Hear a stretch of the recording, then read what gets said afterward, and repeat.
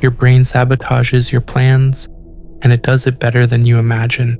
How many times have you had a clear goal, even enthusiasm to get started, but you end up procrastinating, putting it off, looking for excuses? You're not alone. Procrastination isn't laziness, it's a brain mechanism. And the good news is, it can be hacked. I myself spent years trapped in that cycle, having great ideas, initial motivation, but never executing, until I decided to reprogram my mind. And today, I want to show you how I did it. Procrastination isn't a character flaw. It doesn't mean you're lazy or incapable. It's actually a conflict within your brain. There are two protagonists in this story. The primitive brain, or limbic system, which seeks immediate pleasure and avoids pain. The prefrontal cortex, responsible for planning, discipline, and long-term thinking. When you procrastinate, what happens is a small internal war. Your prefrontal cortex says, "This important project needs to be done." But your limbic system responds, "That sounds uncomfortable. Let's check social media for a while." That a little while can turn into hours. The worst part is that guilt sets in afterward, and that guilt further activates the need for escape, creating a vicious cycle. I experienced it, and you probably will too. One day I discovered that I didn't have to fight my brain, but trick it. The key was something psychologists call the 5-minute rule. It involves telling yourself, "I'm only going to start for 5 minutes." The fascinating thing is that your brain doesn't perceive much resistance to something so small, but once you start, inertia does the rest.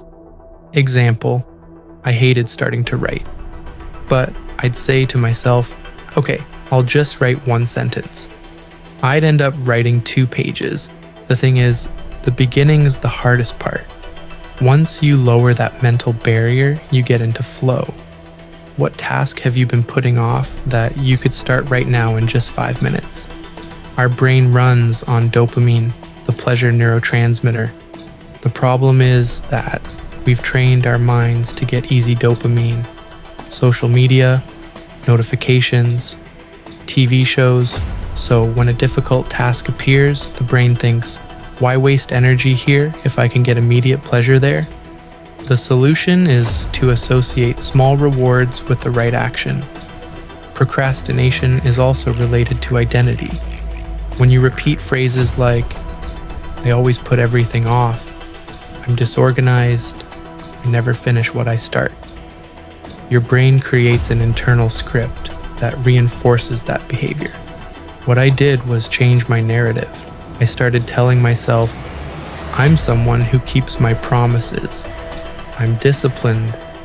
Every day I make progress, even if it's just a little." It's not magic, but over time, your identity begins to align with your actions, and when your identity changes, your habits change.